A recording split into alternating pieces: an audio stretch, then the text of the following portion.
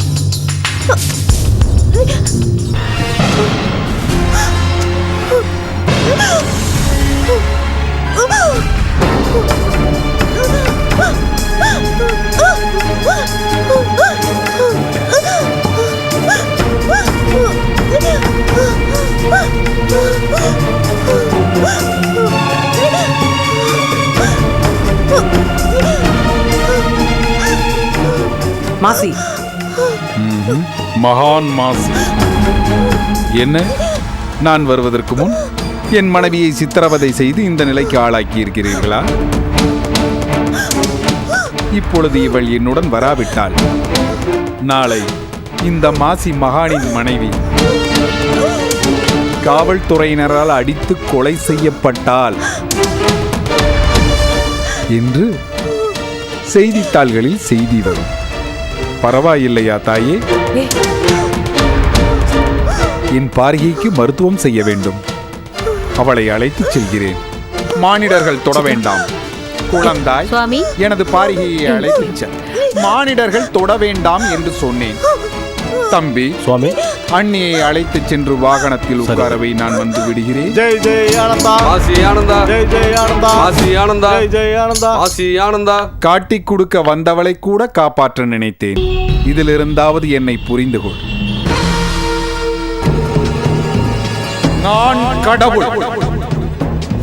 தீர்காயுஷ்மான் பவ.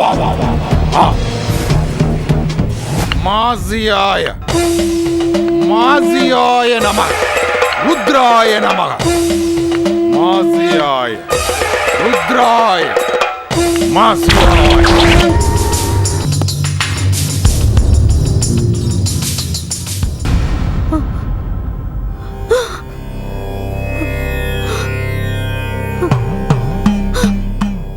இந்தம்மா, குழந்தைய கொண்டு பாடுகளுக்கு காய்ச்சி விட கொண்டு வா. சரிங்க ஐயா.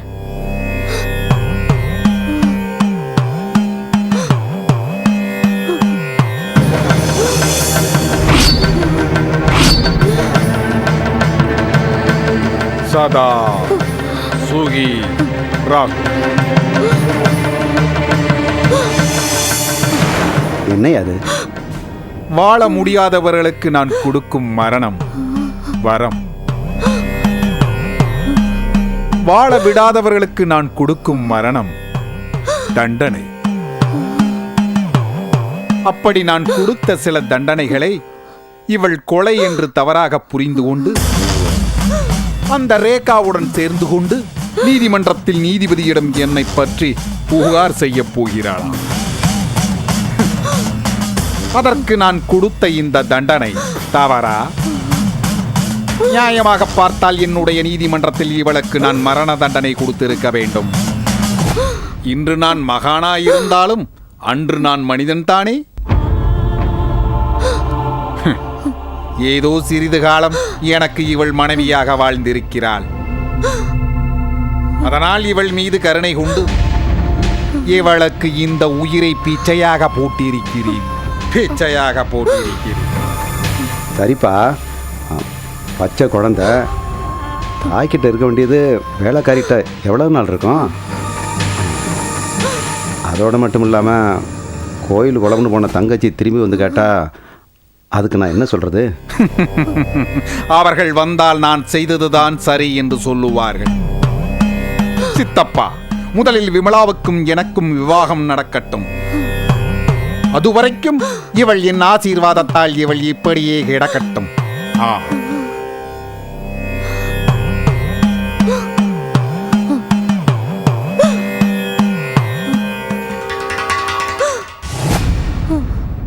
ஜெய் ஜெய் ஆனந்தா, ஜெய் ஜெய் ஆனந்தா, ஜெய் ஜெய் ஆனந்தா, ஜெய் ஜெய் ஆனந்தா, ஜெய் ஜெய் ஆனந்தா. என்னப்பா, நம்ம வீட்டுக்குள்ள ஏதோ பாட்டு சத்தம் கேட்குது. ஜெய் ஜெய் ஆனந்தா, ஜெய் ஜெய் ஆனந்தா, ஜெய் ஜெய் ஆனந்தா, ஜெய் ஜெய் ஆனந்தா, ஜெய் ஜெய் ஆனந்தா, ஜெய் ஜெய் ஆனந்தா, ஜெய் ஜெய் ஆனந்தா, ஜெய் ஜெய் ஆனந்தா, நிறுத்துங்க. ஆனந்தா. பூட்டி இருந்த கேட்டை திறந்து எப்படியா வந்தீங்க? என்ன பண்றீங்க இங்க? கேட்கறேன்ல, என்ன நடக்குதுங்க? வணக்கம் பங்காளி சாமி. ஓ, வணக்கம்லாம் வேணாயா. இங்க என்னையா பண்ணிக்கிட்டு இருக்க? மகான் மாசியானந்தாவுக்கும் அவருடைய மனைவி மைத்ரேயிக்கும் சிறப்பு பூஜையை பக்த கோடிகளான நாங்கள் நடாத்தி கொண்டிருக்கிறோம். பக்த கோடிகளை ஏன் நிறுத்திவிட்டீர்கள்? நீங்கள் ஆரம்பிங்கள். ஜெய் ஜெய் ஆனந்தா மாசி ஆனந்தா, ஜெய் ஜெய் ஆனந்தா மாசி ஜெய் ஆனந்தா, ஜெய் ஆனந்தா மாசி ஆனந்தா, ஜெய் ஜெய் ஆனந்தா மாசி ஆனந்தா. ஜெய் ஜெய் ஆனந்தா. நிறுத்துங்கன்னு சொல்றேன், நிறுத்துங்கடா. டேய், நீங்களாம் மனுஷங்களாடா? கடவுள் பேரை சொல்லி ஏன்டா ஊரை ஏமாத்துறீங்க? முதிர்ந்த மானிடா, முதிர்ந்த மானிடா, நாங்கள கடவுள் பேரை சொல்லி ஏமாற்றிக் கொண்டிருக்கிறோம். உன்னிடம் நான் என்ன பேசுவது என்றே எனக்கு புரியவில்லை. மகான் மாசியானந்தாவுக்கும் உனது பெண்ணுக்கும் சம்பந்தம் இருக்கிறது என்று நாங்கள் மட்டும் பேசவில்லை, இந்த பிரபஞ்சமே பேசிக் கொண்டிருக்கின்றது. அது ஏன் உங்களுக்கு புரியவில்லை? அப்பாவி பொண்ணோட வாழ்க்கை ஏன்டா நாசப்படுத்துறீங்க? ஏன்டா அப்படி அசிங்கம் பண்றீங்க? உப்பரும் அப்பாவிகளை, அன்று மாசியானந்தா உங்களிடம் சொன்னதை நான் மீண்டும் நினைவு கூற விரும்புகிறேன். தேவநேய முனிவரும் அவருடைய ரிஷி பத்தினி மைத்திரேயையும் மறுபடியும் சேர்ந்து பாதியில் நின்று போன யாகத்தை நடத்த வேண்டும். இந்த யாகம் நடந்தால்தான் சுனாமி, பூகம்பம், வெடிகுண்டு விபத்துகள் இவையெல்லாம் நடக்காமல் இந்த உலகம் அமைதியாக இருக்கும். அமைதியாக இருக்க வேண்டும் என்றால், திரும்பிய திசையெல்லாம் செல்வ செழிப்போடு மக்கள் வாழ வேண்டும் என்றால், அமைதி பூங்காவாக எல்லா இடமும் திகழ வேண்டும் என்றால், மாசி மகானுக்கும் உங்கள் பெண் விமலாவுக்கும் விவாகம் நடந்தே ஆக வேண்டும். இதைத்தான் இந்த பிரபஞ்சமே எதிர்பார்க்கிறது, பேசிக்கொள்கிறது, நினைத்துக் கொண்டிருக்கின்றது, சிந்தித்துக் கொண்டிருக்கின்றது. இத பார், அவளுக்கு வேற இடத்துல கல்யாணம் நிச்சயம் இருக்கு. கல்யாண நாள் வேற நெருங்கிட்டு இருக்கு. தகராறு பண்ணாம மரியாதையெல்லாம் வெளில போங்க. 4 பேர் வேடிக்கை பார்க்கறாங்கயா. வெளில போங்கயா. அசிங்கப்படுத்தாதீங்க. மரியாதை வெளில போங்க. அந்நியாரை இந்த மடையன் ஆத்திரத்தில் பிதற்றுகிறான். அவனை மன்னித்து விடுவோம். உங்களிடம் நான் ஒன்றே ஒன்று கேட்டுக்கொள்கிறேன். யாரோ ஒருவனை நீங்கள் ஏன் விவாகம் செய்ய வேண்டும்? எங்கள் மாசி மகானை ஏன் விவாகம் செய்யக்கூடாது? எங்கள் மாசி மகானை நீங்கள் விவாகம் செய்வீர்களானால் இந்த உலகமே உங்களை கையெடுத்து கும்பிடும். பாலாபிஷேகம் தான், பாத பூஜை தான். என்ன சொல்கிறீர்கள் அந்நியாரே? தாயே, இன்னொருவரை திருமணம் செய்யும் எண்ணம் தங்களுக்கு வரவே கூடாது தாயே. எத்தனை ஜென்மம் எடுத்தாலும் மகான் மாசி ஆனந்தா தான் தங்களின் கணவர். எங்களோடு தயவு கூர்ந்து இப்பொழுதே வரணசாலைக்கு வாருங்கள் தாயே, வாருங்கள். ஏய், மரியாதையா எல்லாம் வெளில போறீங்களா இல்ல போலீஸை கூப்பிடட்டுமாடா? தேவைப்பட்டால் காவல்துறை மானிட உதவியோடு அந்நியாரை நாங்கள் அழைத்து செல்ல முடியும். ஆனால் அது அழகல்ல, நாகரிகமும் அல்ல. ஏனென்றால் நடைபெற இருப்பது விவகாரம் அல்ல, விவாகம். அதனால்தான் நான் அன்பாக கேட்கிறேன், அன்னியை வர்ணசாலைக்கு அனுப்பி வையுங்கள். இல்லை என்றால் நாங்கள் அழைத்து செல்ல வேண்டி வரும். புரிகிறதா மானிட ஜென்மங்களே? அழைத்து செல்ல வேண்டி வரும். அந்நியாரை விடைபெறுகிறேன், ஆசீர்வதியுங்கள். ஜெய் ஜெய் ஆனந்தா, மாசி ஆனந்தா, ஜெய் ஜெய் ஆனந்தா, மாசி ஆனந்தா, ஜெய் ஜெய் ஆனந்தா, மாசி ஆனந்தா, ஜெய் ஜெய் ஆனந்தா, மாசி ஆனந்தா, ஜெய் ஜெய் ஆனந்தா, மாசி ஆனந்தா. வரட்டுமா? போயா போயா. என்ன ஒரு அன்பு! அந்நியாரை நான் விடைபெற்றுக் கொள்கிறேன். வர்ணசாலையில் சந்திப்போம்.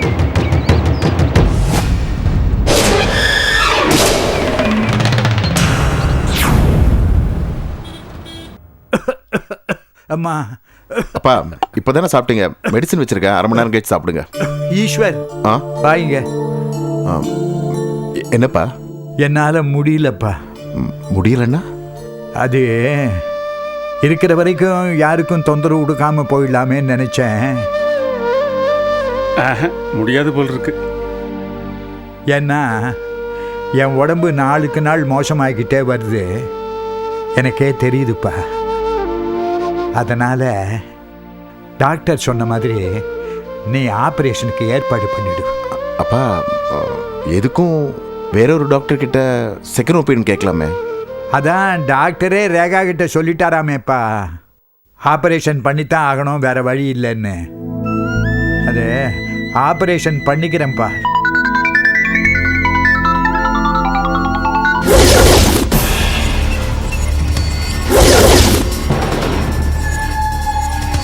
சரி, நம்ம அதை பத்தி அப்புறம் பேசலாம். சரி சரி. ஹலோ, பணம் 15 லட்சம் என்னாச்சு? நான் பேங்க்ல டிரா பண்ணிட்டேன். இப்போ என் கையில தான் இருக்கு. அது நான் பைசாவை எங்க கொண்டு வந்து கொடுக்கணும்? நீ எதுக்கு கஷ்டப்படுற? டோர் டெலிவரி மாதிரி டோர் ரிசீவிங். இல்ல, நான் வந்து அத நான் பாத்துக்கிறேன். இல்ல, நீங்க எதுக்கு? Hello hello மலா.